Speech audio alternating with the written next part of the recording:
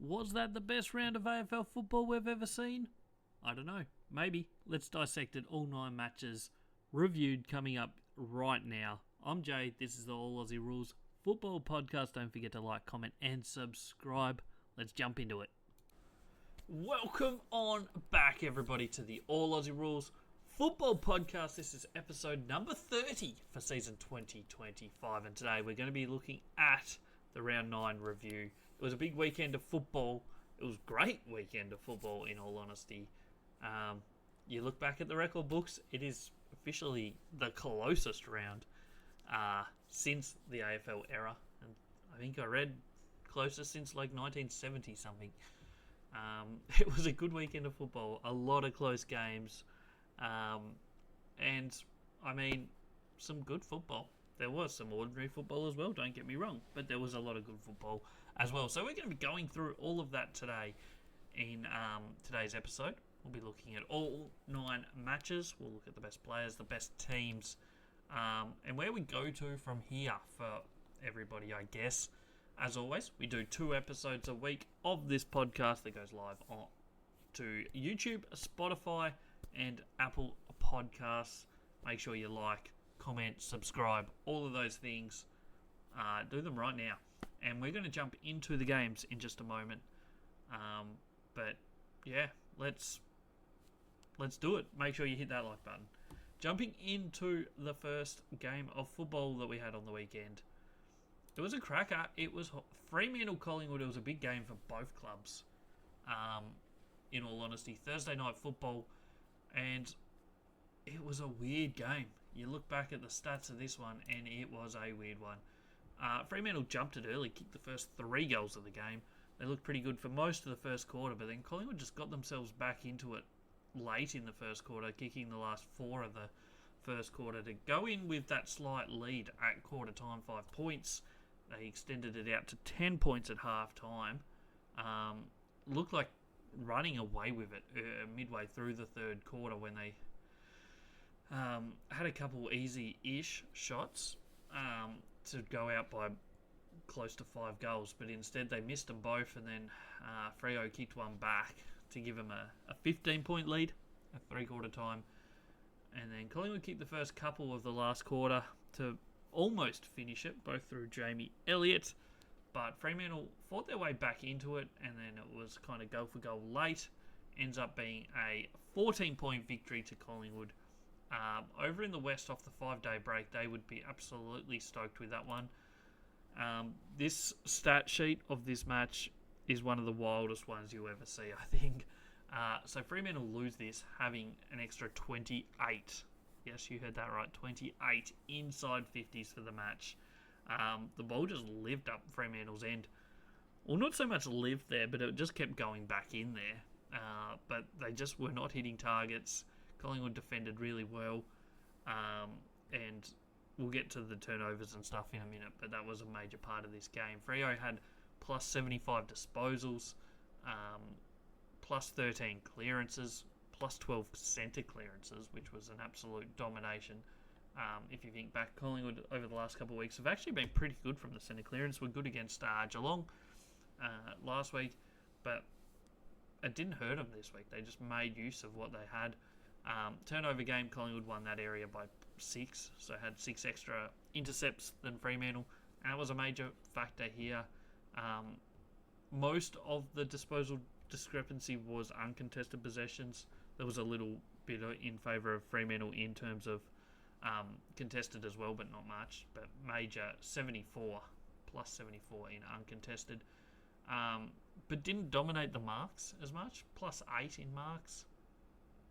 Marks inside 50 though. As we said before, Collingwood had, 28 less inside 50s, but had an extra 8 marks inside 50. Just a ridiculous stat, that, in all honesty. And as well as that, both teams had the same amount of tackles inside 50. So even though Fremantle went inside 50 so much more, they couldn't mark it and they could not tackle. So just some major flaws, I guess, in Freo's game plan for the day across the board there. Looking at some scoring in this game, it was from the turnover that Collingwood really got the job done. They scored a 55-30 from turnover. They were +6 in turnovers or in intercepts, as we said, but they were really good at turning that into scores as well. And scores from stoppages were pretty level: 42 Collingwood, 46 Fremantle, even though Fremantle dominated the stoppage game.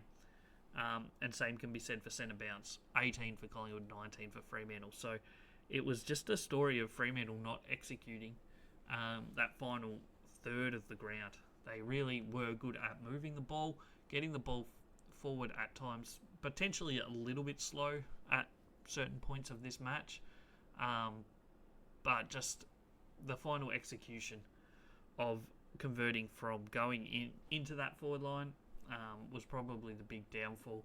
Collingwood scored really well from the forward half, 58-41. Outside of that, it's pretty level. Both teams had 25 shots. You see Collingwood 15-7 and Fremantle 12-11. So it looks like there's a bit of a difference there with Fremantle being inaccurate, but both teams had 25 shots. So had similar amount of attempts at goal, at least, and Collingwood just converted them better than Fremantle did. It was a story of Collingwood's backline just doing a really good job after about the first 5 minutes, and Fremantle just not executing at all. Crazily enough, best players, mix of both teams, I guess. No doubt about it, Jack Crisp was best on ground. He was absolutely outstanding. Actually, a little bit of doubt because Jamie Elliott was also outstanding. He kicked 6 goals too, including 3 goals in the last quarter, I think. He was fantastic throughout. But those two were Collingwood's best 2 players, no doubt there. Brayshaw was huge for Fremantle, as was Jordan Clark. It was the forward line for Freo that just didn't execute. In all honesty, they did have a couple injuries. Obviously, Sean Darcy went down early on the other side of the fence for Collingwood. Schultz, he went off with concussion in the last quarter, just after they made their sub with a side bottom. Collingwood's forward line was huge. Their small forwards were great. Jamie Elliott, Bobby Hill, both rated elite. Bo McQuarrie rated as a top class. So that's 3 players in the top 25% of normal stats for positions. Just tells you, I guess, what this Collingwood forward line managed to produce in this game. Their back line was solid without dominating the game. Billy Frampton was good. Darcy Moore did his job. So that's the story of this one. Moving into Fremantle side of things, it was their forward line that really struggled. It was the delivery into the forward line, but it was also the forward line. Tracy was good early, kicked a couple early, but after that didn't do too much. Jaya Miss was pretty quiet throughout. Their smaller forwards also were very quiet. It was clear best 2 players for them were Brayshaw and Clark. Bolton looked really good in this one, probably almost his best game he's had for Fremantle, in all honesty. Caleb Sarong was better than he was last week, but still not outstanding. And that's pretty much the sum of it, I think. We'll go through our MVP and our Brownlow. From next week going forward for the podcast, I will have graphics with these sort of things in them. It's a work in progress, but we will have them from next week. So MVP, the way it goes is the winning team, best player gets 10, second best 8, third best 6, fourth best 4, and fifth best player gets 2. For the losing team, it's exactly half of that. So best player gets 5, second best 4, 3, 2, 1, so on. And we also do Brownlow votes as well for every single game, so we'll be going through them now. So the MVP for Collingwood, the winning team, it was Jack Crisp 10, Jamie Elliott 8, Darcy Cameron 6, Bobby Hill 4, and Bo McQuarrie 2. So a lot of small forwards in that voting for Collingwood. Meanwhile, for Fremantle, it was 5 votes for Andrew Brayshaw, 4 for Jordan Clark, 3 for Shai Bolton, 2 for Caleb Sarong, and 1 for Luke Jackson. Brownlow votes, I've gone Jack Crisp 3. He was outstanding all night long. Jamie Elliott 2 and Andrew Brayshaw 1. Sorry, I'm just trying to tidy that up. And so yeah, that's that first match of the weekend. As you can see, the ratings ended up pretty similar. Collingwood would be stoked with getting the win off a 5-day break, resting a few players travelling across the country. Fremantle, they had a 6-day break, also came from Victoria the weekend before. They'll be super disappointed that they couldn't get the job done in this one in their season. It's not gone. There's no way it's gone just yet. But they really do need to start finding some ways to win games, because especially these ones at home, this is their second home game that they've lost already this season. And that's really going to start adding up if they keep losing. They're 4-5 for the season, so they're only one below, I guess, 50-50 record. But when you count the fact that they lost their last 4 games of last season, they're 4-9 from their last 13 matches. So that's not a great record, and not the record you want if you're considering yourself a potential finals chance. But we're not writing them off yet, is basically what I'm saying. Whereas Collingwood, they're well and truly happy with where they are. At 7-2, they host Adelaide this weekend with a really good chance for them to get another win against good opposition. Game number 2 of the weekend, it was St Kilda Carlton. This one was at the MCG on Friday Night Football. It was, I guess, a close game. It wasn't the greatest game of football you'll ever see, but the Blues did get the win here. 11-11, 77 to 9-8, 62 for St Kilda. St Kilda started well, kicked the first couple, but Carlton did take the lead late in that first quarter, managed to hold on. They were up by 3 points quarter time, 14 at half time, again 14 points at 3/4 time, and then finished up 15 points. So it never kind of got above that. It got just over 20 points at one point, but was always within that 3 to 4 goal range. But St Kilda just could never quite get back. They did get within a kick late or midway through that last quarter, but couldn't bridge the gap. Cooper Lord managed to get one back straight away, and they held on to win, did the Blues. It was not the most breathtaking game of football, not the most exciting game of football, but it went down to the wire in a way. A lot of the stats end up pretty similar for both teams in this one. Carlton plus 2 disposals, so really close in that regard. Both teams had 46 inside 50s, which is below both of their averages, but dead level, obviously. Clearances were dominated by Carlton. It was the stoppage clearances plus 9, but also plus 1 in centre clearances. Back to Blues football, winning contested football, which they will be stoked about. That's what they need to be doing. It's what they've done for the last few years. Uncontested footy, slightly the way of St Kilda. Turnover game, pretty similar. Carlton win that plus 2. Both had pretty high mark counts, well above average for both teams.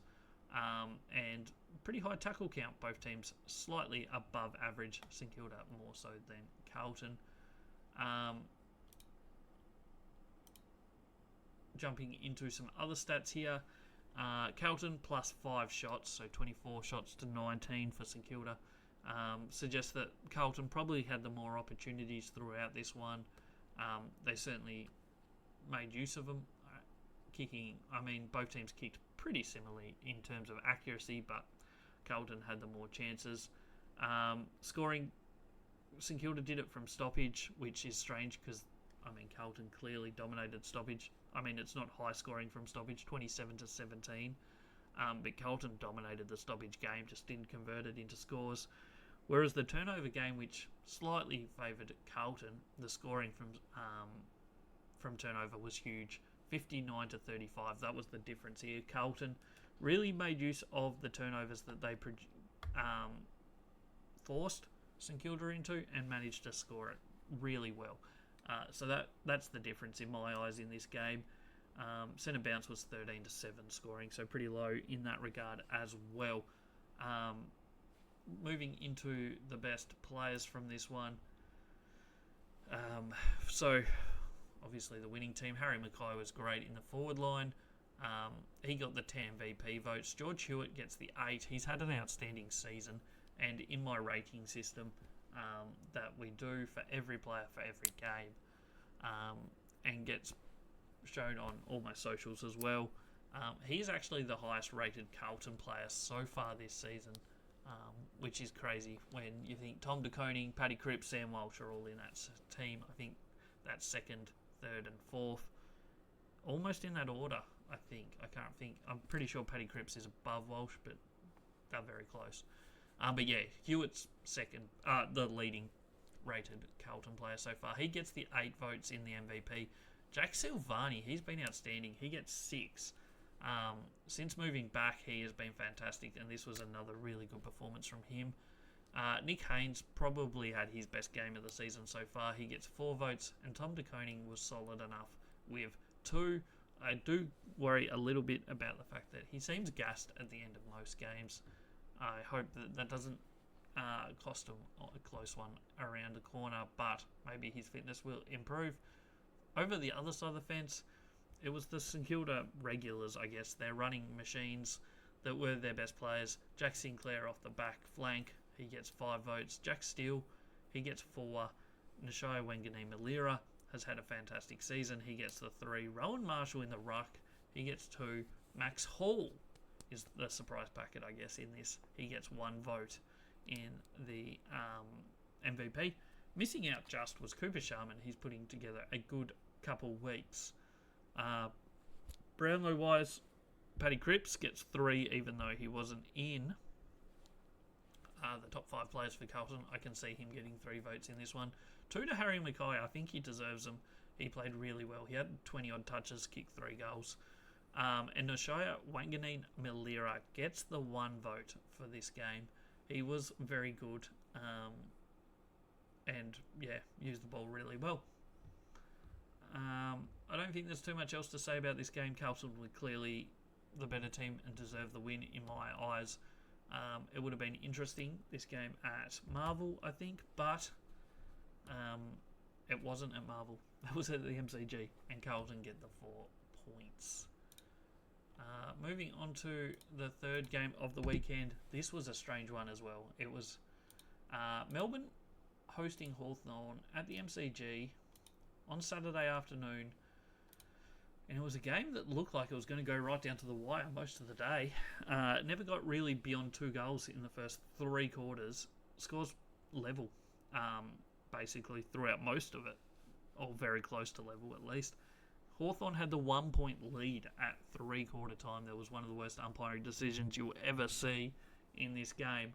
But Hawthorn absolutely dominated. Quarter 4, they kicked 6 goals. 6 goals, 5 to 0-1. Oh, no, 1-1, sorry, in that last quarter.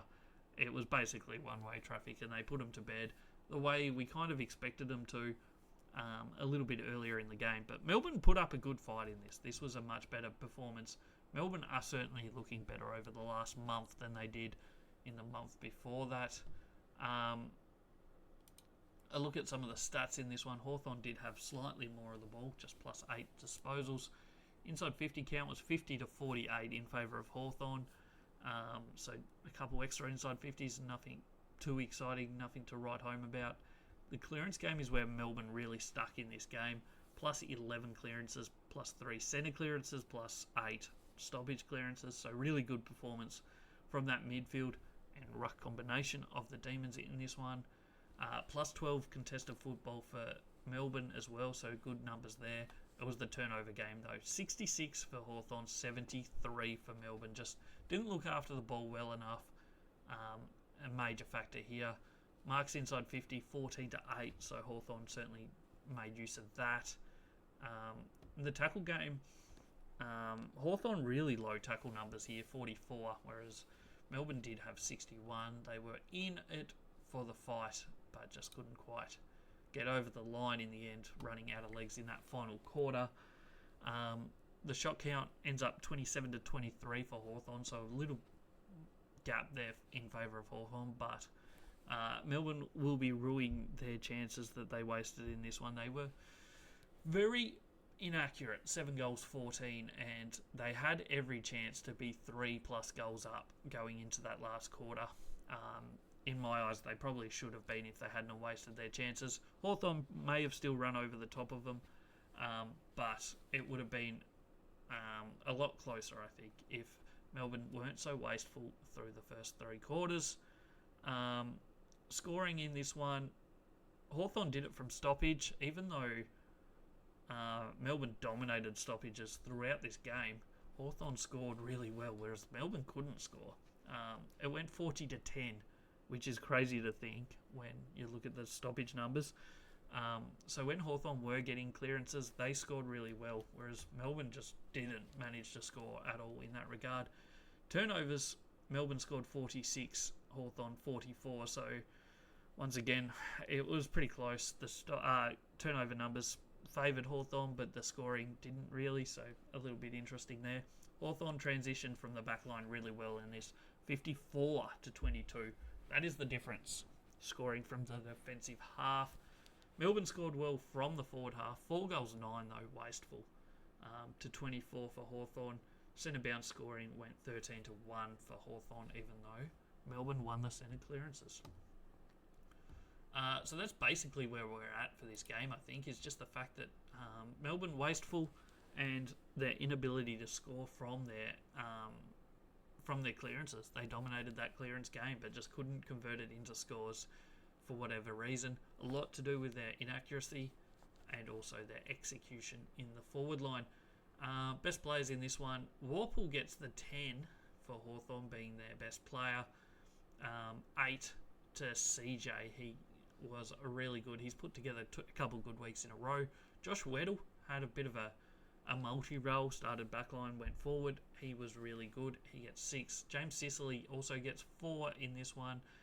Played as a key defender this week. Carl Lamont gets the 2. And then for Melbourne, best on ground again, 3 weeks in a row for Maxi Gawn. He gets 5 votes. Harvey Langford, the young fella, he's showing some really good signs.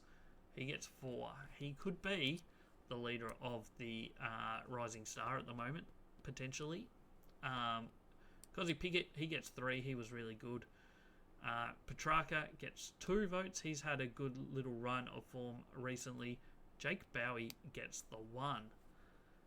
Brownlow-wise for this game, I've gone James Warple with 3, 2 to CJ, and 1 to Maxi Gawn, which makes it 7 votes, I think, in 3 weeks for Max Gawn. He's putting together a really good season. It's a 2-horse race, I think, at the moment for all Australian ruckmen. It's Max Gawn and it's Tristan Cherry, and they both had outstanding weeks this weekend. We move on to the next game. I won't say it was a full upset, but it was the way it went about was probably the biggest surprise. It was the Bombers winning this one, 11-5-71, kicking straight, beating Sydney 8-15-63, not kicking straight at all. Weird game. Bombers did well first quarter, 3 goals to 1, led it by 12 points. Second quarter was outstanding. They kicked 4 goals in a row through the middle period of the quarter and then kicked the last 2 as well to lead it 55-16 at halftime and looked like they were home and hosed. Third quarter was a bit of a stalemate throughout most of it. They led 70-40, so 5-goal leaders going into the final quarter. It kind of felt like Sydney were always going to come back and challenge they did. They end up coming right back, only losing by 8 points, but that poor kicking is what cost them. They kicked 3 goals 5 in the last quarter. They kicked 6 goals 11 in the second half. Essendon didn't manage a goal in the last quarter. They only kicked 2 goals 4 for the second half, but it was enough for them to hold on and take the 4 points, which is a huge 4 points for them. It put them in the 8 over that night. They did get knocked down out of the 8. They're in 9th at the moment. But they have played 1 less game than almost every other team other than Gold Coast. So you're starting to believe if you're a Bombers fan.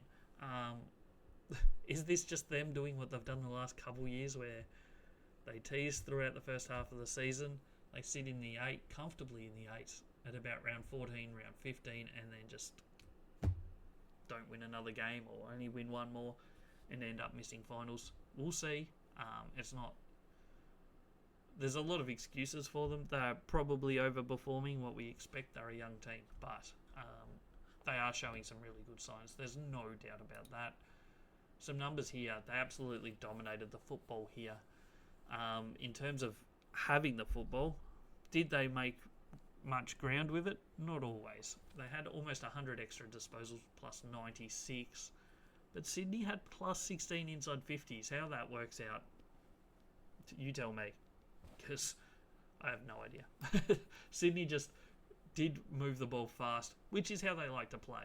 But Essendon just held on to it and held on to it for big periods, and that probably was a contributing factor to Sydney not being able to succeed in this one. Just not getting their hands on the football enough, I think. Clearance game was pretty level, 32 apiece, but Essendon did win centre clearances plus 5. Contested football went Sydney's way, which is crazy when you think how little of the football they had, plus 22. But Essendon dominated uncontested football, 110. Turnover game was huge. Both teams having a lot of turnovers in this one, which is funny under the roof. You'd think perfect conditions, less turnovers, but no, not at all. 72 Essendon, 70 Sydney, so Sydney win that area plus 2. We'll get to the scoring from those areas in a minute. Tackles plus 14 for the Bombers, so pretty low tackle numbers, but pretty high contested football numbers. Make of that what you will. Jumping into some of the stats of this game, we've got shots. Sydney had 9 extra shots in this game, which is even more outrageous. Essendon kick 11 goals from 15 shots, whereas Sydney kick 8 goals from 24 shots. That's the difference right there. Poor kicking in front of goal from Sydney. No doubt about it. They should have won this, I think, in most facets of the world that you look at it. Sydney wasted this one. This one goes down as a big missed opportunity for them. Scoring from stoppage, 3 goals straight from Essendon, 2 goals 8 for Sydney. Even if they kick 5-5, 35, that would have been a huge difference, but they just couldn't kick straight. Turnovers, both teams had 12 scoring shots. Essendon turned it into 7-5, whereas Sydney turned it into 5-7. Big difference again there, just through pure bad kicking. Very little scoring from centre bounce here. 1 goal for Essendon, 0-1 for Sydney. Forward half scoring, this is where Sydney just let themselves go. 2 goals 11. So 13 scores to 8, and they got outscored by 15 points from the forward half. Crazy numbers that. Make of that what you will, but Sydney just will absolutely be kicking themselves on that one. Best players in this one, it was a lot of backline players in all honesty for Essendon. Both their talls and smalls did an outstanding job. Andrew McGrath gets the 10 votes in the MVP, Nick Martin 8, Zach Reed gets the 6, Mason Redmond 4, Sammy Durham gets 2. They had plenty of other good players. Will Setterfield, Todd Goldstein, Archie Roberts, Xavier Dersma, Nate Caddy and Jackson Pryor all rating above average, as well as those 5 that got votes. So plenty of good players for the Bombers in this game. Across the other side of the pitch, it was the Sydney Swans, and they had a lot less good players in my opinion. Nick Blakey gets their best player. He gets 5 votes. Brodie Grundy gets the 4. Chad Warner gets 3. Justin McInerney gets 2. And Isaac Heaney gets 1, even though he only rated average. Tom McCartan was good in the back line, but outside of that, there's not a lot to write home about on the Sydney side of things. They have a lot of players that are underperforming at the moment through pretty much every position of the ground. Tall forwards not doing much. Their outside midfielders really struggling without Errol Goulden out there. Isaac Heaney is rating well below what he was this time last year. James Rowbottom even is rating well below. Chad Warner's starting to pick it up, but he's not getting as much help as perhaps he needs. And yeah, Sydney just wasteful is basically the long and the short of it. I don't think there's much more to say about that game. It was a close game. Sydney came back, but yeah, it was It was a big win for the Bombers, and Sydney, they are in all sorts. They now sit 14th on the ladder, 3 wins, 6 losses. It's not season over yet. Still plenty of time to make up those games, and obviously they've got quite a few good players to come back from injury, but there's a lot of work for them to do if they are to do that. We then head into Saturday night football, and it was Gold Coast Bulldogs, and this ended up being an absolute classic finish. In all honesty, it ends up being 10 points, but you wouldn't have known who was winning with 20 seconds to go. It was crazy game. Gold Coast led pretty much the whole night, and by well over 20 points at multiple points throughout the first 3 quarters. Then they kicked the first goal of the last quarter to go out by 28 points, and it looked all over. And they were still roughly 4 goals up. We're just over 4 goals up, with about 6 minutes to go, 7 minutes to go, something around about that point. And then all of a sudden the Bulldogs decided it was time to start kicking goals. And kicking goals did they do. Sam Davidson got one, Lachie McNeil got one, Sam Davidson got another one, then Bont got one, and it was like, woof, couple minutes to go still, and they were less than a kick down. They had their chances, they nearly got there, but Gold Coast held on. Max King did kick a goal after the siren to extend it out to 10 points, give the Suns another win up in Darwin. They love playing up there. It's going to be interesting to see how they go this Thursday night against Hawthorn. They'll go into that favourites because they're beating everyone up there. They beat Geelong and Kangaroos last year. They beat the Bulldogs on the weekend. So they really like it up there. It's a different ground than, well, not so much ground, but different conditions than you play on anywhere else in the country. Gold Coast is probably the most similar, Gold Coast and Brisbane, but even those are way different. It's just such a different game style that you play when you go up to Darwin. There's no doubt about it, and Gold Coast just know how to do it. Look at some of the stats in this one. Bulldogs dominated possession, kind of like Brisbane, but didn't turn it in. Not Brisbane. Kind of like Essendon, but didn't turn it into inside 50s. Plus 46 disposals for the Dogs, but plus 13 inside 50s for Gold Coast in this one. Really, really good performance from the Suns. But good efficiency from Bulldogs, I guess, at turning inside 50s into scores. Clearance game was pretty level, 37-34 in favour of the Suns. Bulldogs a bit down in that area compared to their normal game. Contested football did go the way of the Suns, whereas Bulldogs just controlled uncontested footy. Turnover game was won by the Suns, plus 4. Both teams well over their average, but you expect that in Darwin games. They tend to be high turnover games.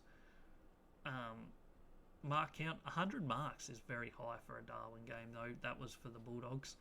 St Kilda, Gold Coast had just 74. Tackles 68-48 in favour of the Dogs as well. So plenty of numbers make it look like the Doggies were well and truly in this game. But there's also just the key numbers, I guess, inside 50s and scores that they just didn't win.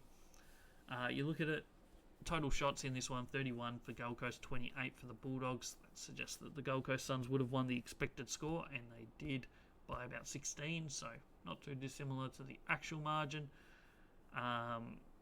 Scoring sources and whatnot, no scoring from kick-ins for either team.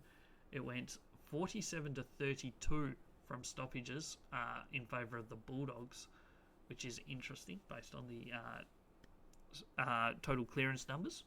And the turnover game is where the Suns won this one. 73-49 they scored from turnover, outstanding return. And it was their forward half scoring 65-38 that was really good. And then you look at the most, I guess, random thing. It was centre bounce scoring that the Bulldogs did really well in this game. One of their better returns for the season. They were only +1 in total clearances from the centre bounce, but they end up kicking 4 goals, 2-1-1. So they really gave themselves a crack at it just through their centre bounce scoring. And a lot of that happened late, to be honest, as well. But a really Really good game. It was right down to the wire. Every one of these last 5 games, so this one and the 4 remaining games, all absolute crackers. There's no doubt about it. Absolutely fantastic games. Best players in this one. Start with the winning team as we usually do. Gold Coast. John Noble gets best on ground. Not best on ground, but he gets best on the winning team. He gets 10 votes. Miller gets 8. Noah Anderson 6. Uland gets 4. Matt Rao gets 2. A lot of players below average, or maybe more around the average mark than most teams, but they did enough. As you can see on the screen, their team rating was actually below that of the Bulldogs, because Bulldogs just had so many numbers, tackle numbers, clearance numbers, disposal numbers, but just didn't use it really. Bulldogs had 4 elite players, so their top 4 were all elite. Tom Liberatore gets the 5, Ed Richards gets 4, Bailey Dale 3, James O'Donnell was fantastic, he gets 2, and Marcus Bontempelli, the best of the rest, he gets 1 vote. Brownlow wise, I've gone 3 for Libba. I think he was clear best on ground in this game. 2 votes to Miller and 1 to Ed Richards. There's quite a few players that could get votes in this game, but honestly, I think they were the best 3 players. Other than that, I don't think there's too much else to say about this game. It was a cracker. And the only other thing is to move on to the next one, which was at the same time an absolute drop of the ball by the AFL to put these 2 games against each other. It was the showdown, and it was Port Adelaide, and another cracker that went right down to the wire. Could have been either team winning this one, and in the end, it was the Crows. They were favourites in going into this one, and they got the job done. Port 12-12, 84. Adelaide 13-11, 89. It was close most of the way. Port Adelaide actually were leading in the 3rd quarter. Before early in the 4th, Adelaide kicked away, kicking the first 3 of the final quarter, and then all of a sudden the game just changed. Port Adelaide, the ball lived in their forward line in that last 15 minutes, but they just couldn't kick straight. They ended up kicking 2 goals 6 in that final quarter, and this could have been a much different story if they had have kicked those goals. Bit of the story of the weekend, really. Not the only one where it kind of ended this way, but that's football, I guess.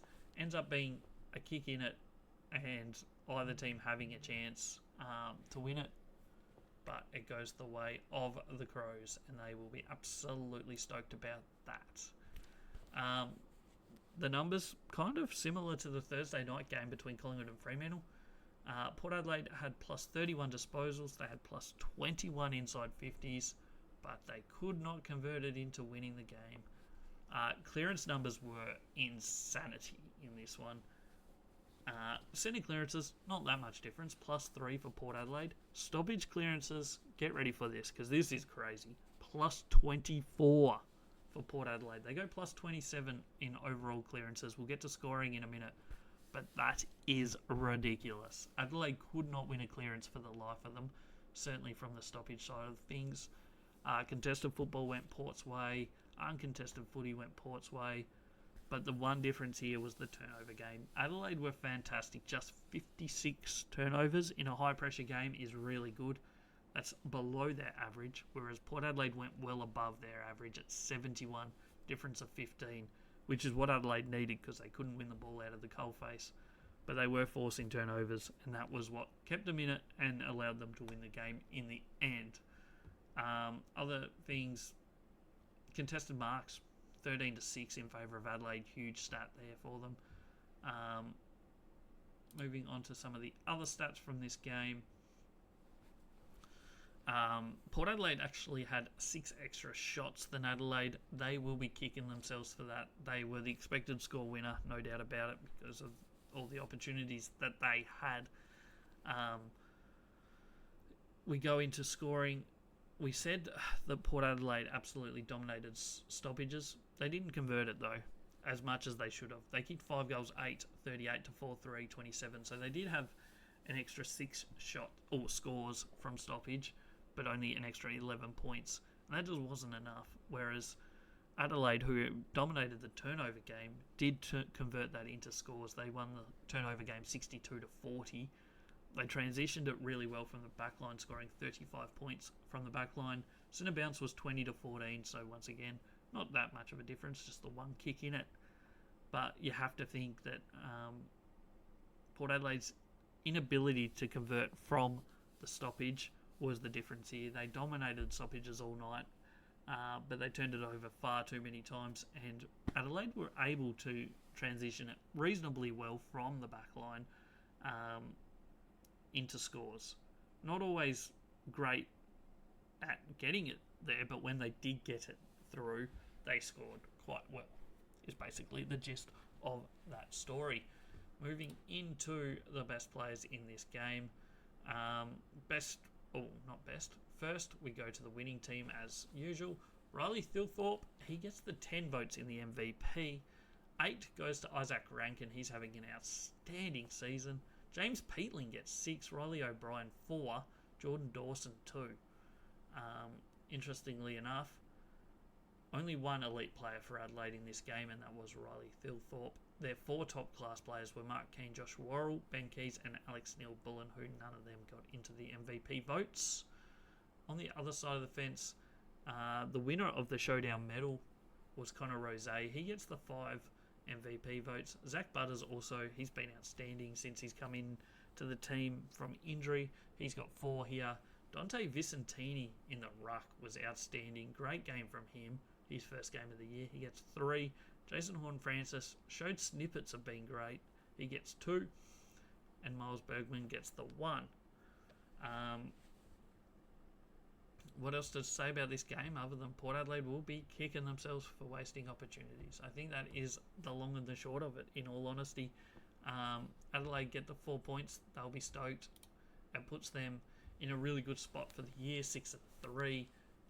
And a big chance against Collingwood this week to really stamp themselves as a top 4 challenger. Meanwhile, Port Adelaide, their season is still hanging in. They're 4-5. They're not done, but 2 losses in a row.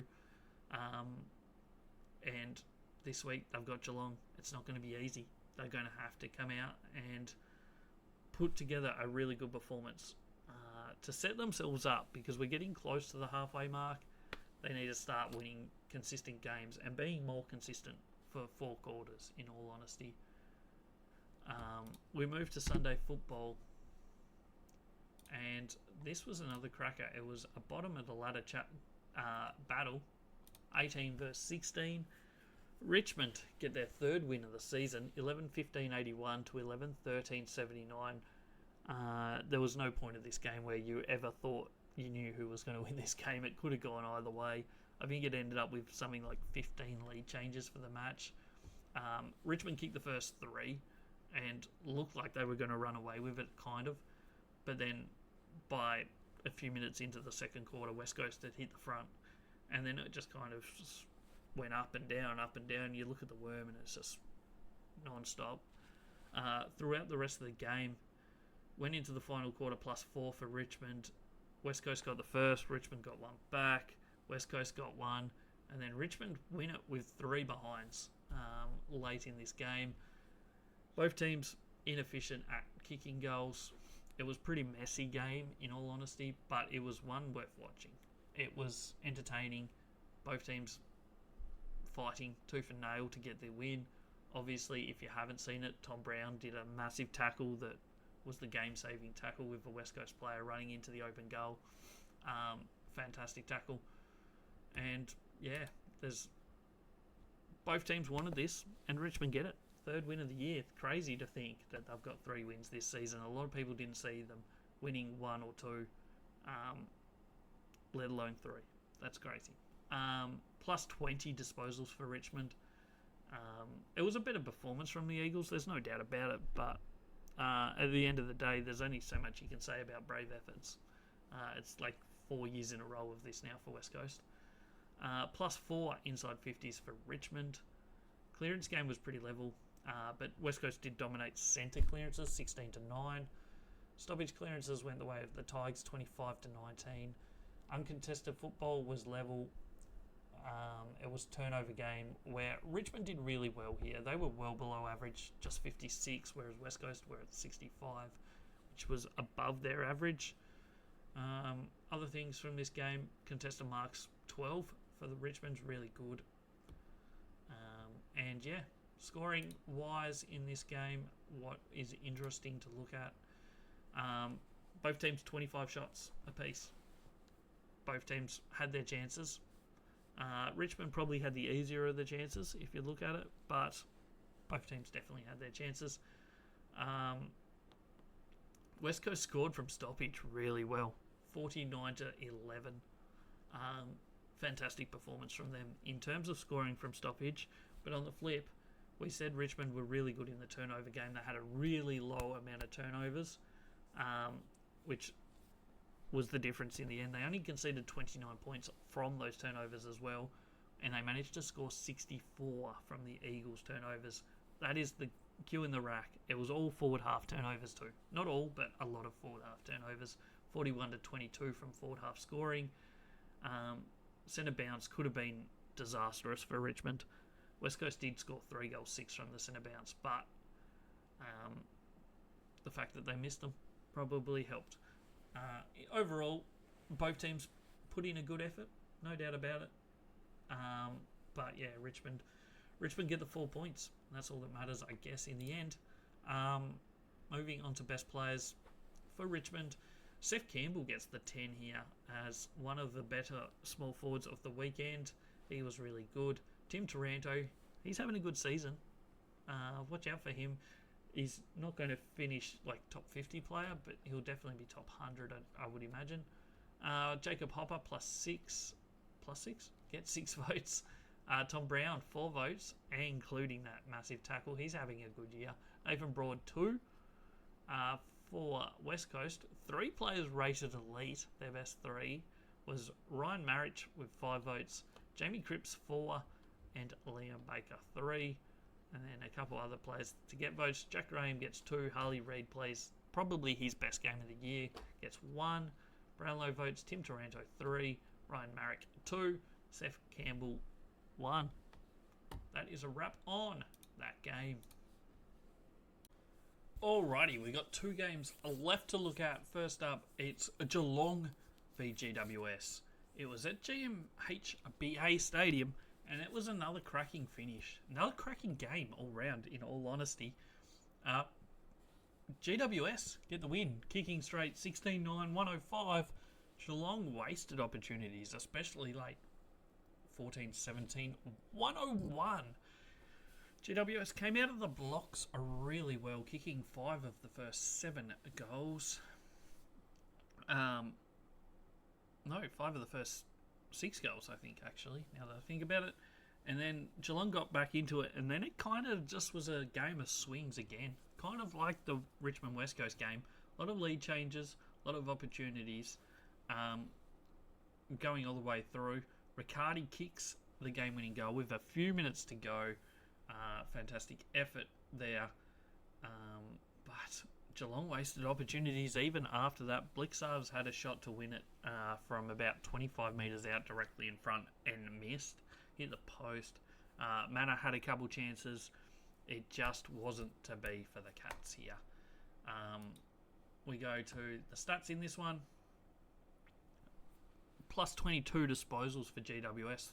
They are a high disposal team compared to most. But the inside 50 count, again, this is like the 4th or 5th maybe game this weekend where a team has won the inside 50 count quite considerably and lost the match.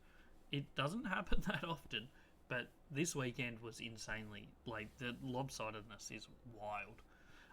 Plus 15 inside 50s for Geelong, but just could not convert it into scores. Plus 10 clearances for Geelong, plus 9 centre clearances. They did really well in the middle, but they just couldn't convert it.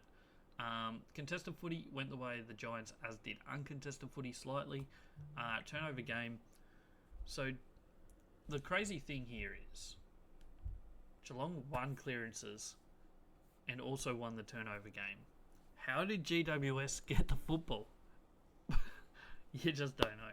It was just their conversion and their ability to succeed going forward, I guess. They kicked 16 goals from their 46 inside 50s, really good conversion rate. Whereas Geelong just couldn't. But in all honesty, it's a wild result this, in many ways, but one that GWS will be stoked with because their season's been a bit up and down. This certainly gets them going the right direction. If you look at the screen, if you're watching this one, team ratings very similar for both teams in this one. Key number for this game is Jesse Hogan, 7 goals. He's the difference. 7 goals, one of the most accurate goal kickers in the competition, and this was no exception to that. 8 shots, he kicked 7 goals. Fantastic achievement from him. He is such a weapon forward.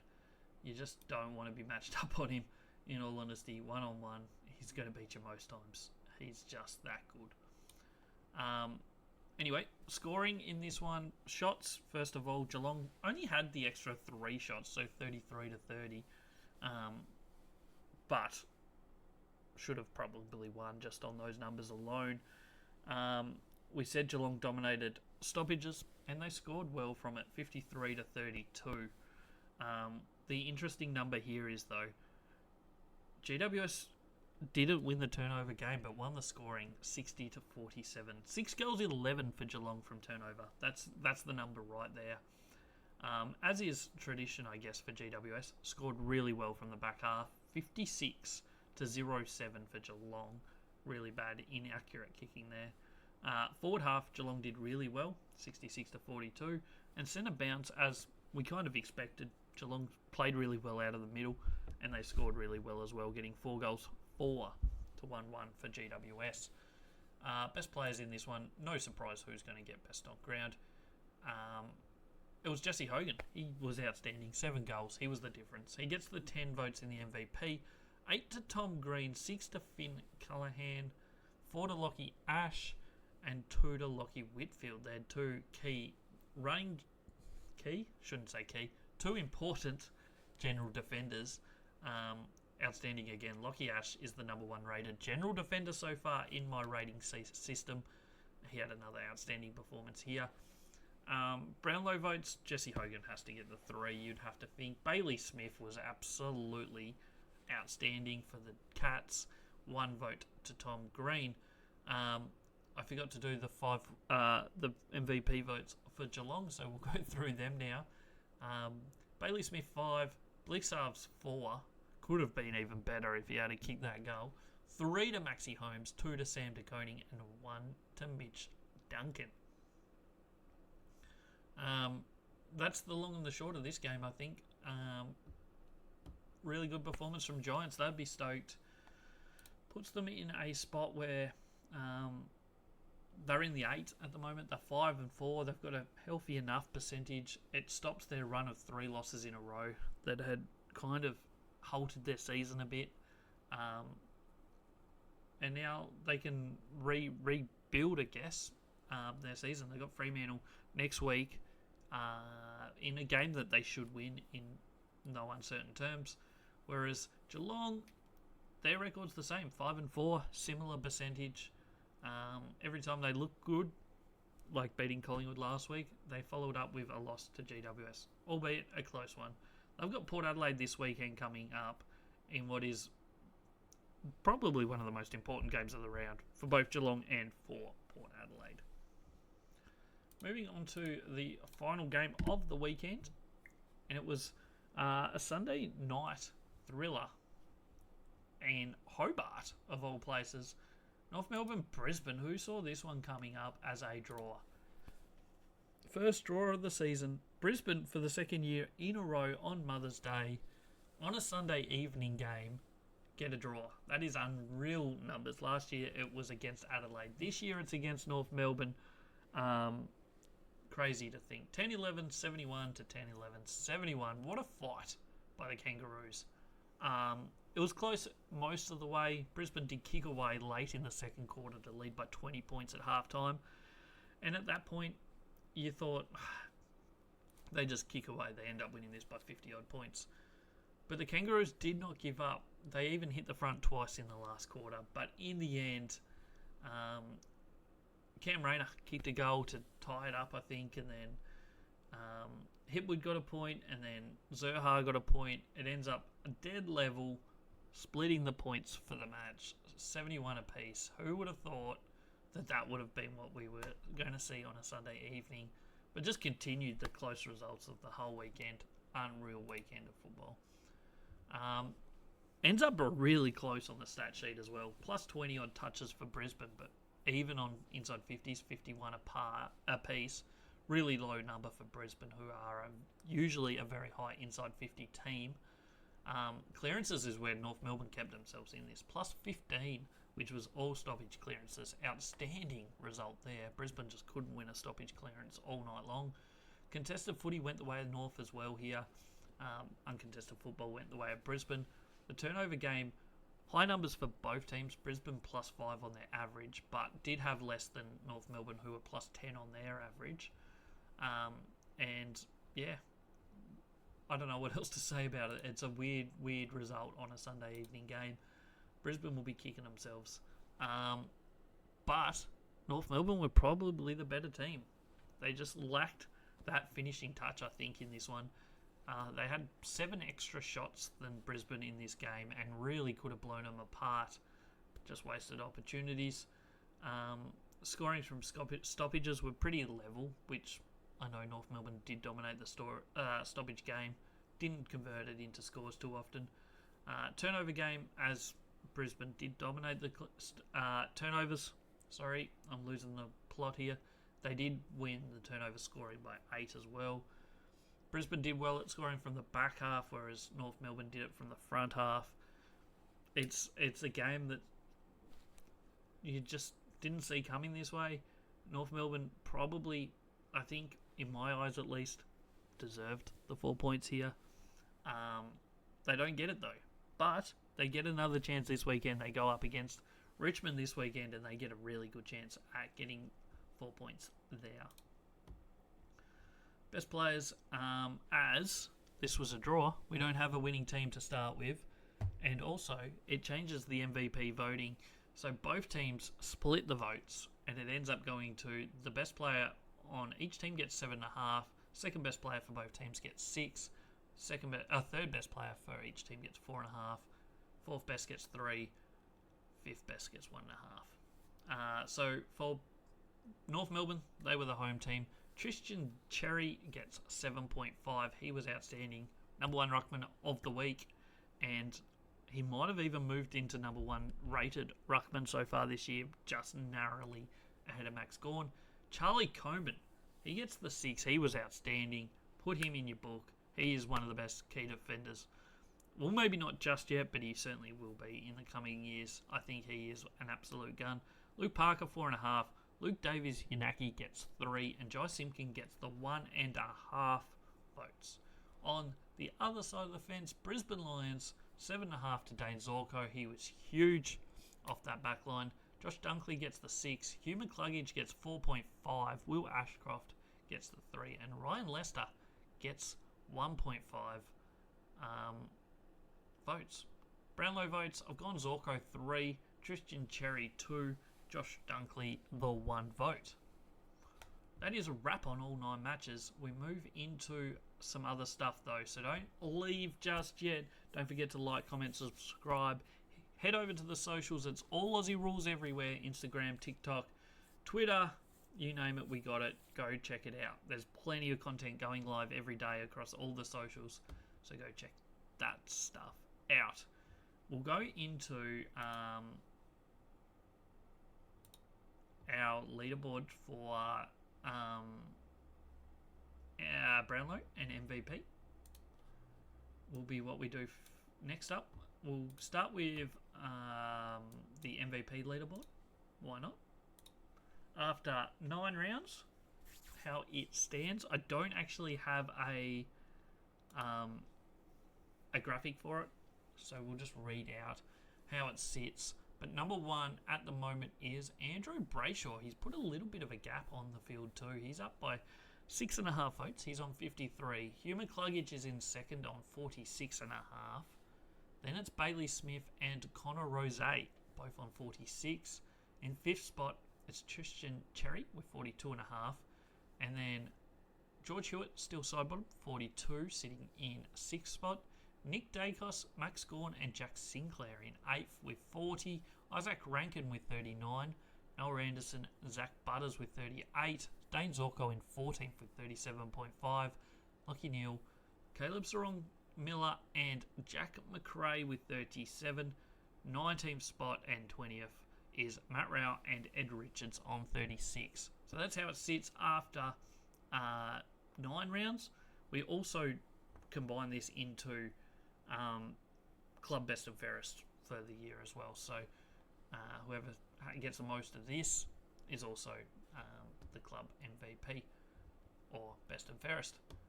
Brownlow Leaderboard as it stands. Head over to the show socials. We will be posting these later on in the week. It's a 3-way tie up top on 12 votes. It's Isaac Rankin who got the 2 this week. Jordan Dawson and Andrew Brayshaw all on 12. In 4th, it's Bailey Smith and Connor Rose, both on 11. And then it's a couple Lions with a Don sitting in 6th. Hugh McCluggage, Lockie Neal, and Zach Merritt all on 10. George Hewitt, Paddy Cripps, Caleb Sarong, Matt Rao, Jai Newcomb, and Tom Liberatore on 9. On 8 is Nick Dacos, Toby Green, Max Gawn, Zach Butters, Jack McRae, Chad Warner, and Ed Richards. So that's your top 21 people. There's 4 sitting on 7, still side bottom, Max Holmes, Jack Sinclair, and Nashaya Wanganeen Malira. That wraps up your top 25 in the Brownlow after 9 rounds. As I said, head to the socials. We'll be posting stuff on this all the time. Go check it out. We also post Team of the Week every week, so go check that out as well. You won't regret it. Final things we have to go through are... I nearly clicked the wrong button then. This is team ratings in our ELO rating system after round 9. And it sits pretty much similar at the top as it has already. Brisbane number 1 still. They did drop a little bit there, but they still sit number 1. Collingwood sit in 2. Hawthorn 3. Bulldogs 4. Geelong 5. Port Adelaide in 6th still, but they are dropping. GWS 7. Sydney 8. Gold Coast 9. Adelaide finally moving up to a more respectable position to what they're playing at. They're in 10. Fremantle 11. They're dropping. Essendon 12. Don't write them off. 13 St Kilda, 14 Carlton, 15 Melbourne. Big gap from 14th. Then it's a big gap down to Richmond 16, North Melbourne 17, and then West Coast falling off the planet at the minute. They're sitting in 18th. Now we just got my tips from the weekend. I got 5 of 9 on the podcast, which is pretty funny because I actually got 7 of 9 on my actual tipping. So I did change a couple of them. I went Fremantle. That went wrong. Bad start, no doubt about it. St Kilda, I actually changed this tip as well. So both of those 2 I changed. St Kilda did not beat Carlton, so we got that one wrong. It was close though, so not bad. Hawthorn was very close to the right margin right there. So we got that one right. Sydney were poor, no doubt about it. We get that one wrong. Gold Coast did get the job done, as did Adelaide and Richmond. Very close in all of those margins. Geelong were not quite good enough to beat GWS, so we got that one wrong. Brisbane, we get a tick. It was a draw. It goes down as a correct tip, I guess, technically. So we go 5 of 9 this week. 53 out of 80 for the season. Not our best week on the podcast, but it was pretty good in actual life. 7 out of 9 I was pretty happy with. So that's how that weekend finishes. I think that's everything we've got for you today. Don't forget to like, comment, subscribe, follow whichever platform you're on. Go check out the others. Go check out the YouTube channel if you're not there already. So much content. Number 1 source for football. Come right here. Not officially or ranked anywhere, but I can be your number 1 stop. I can be where you need to go. This is the All Aussie Rules Football Podcast. We'll be back on Thursday with a Round 10 preview. Somehow we're already up to Round 10. Mid-season draft is only a couple weeks away. A lot of football content coming your way this week. So go check it all out. I appreciate you for being here. I'm Jay. This is All Aussie Rules. I'll catch you on the next one.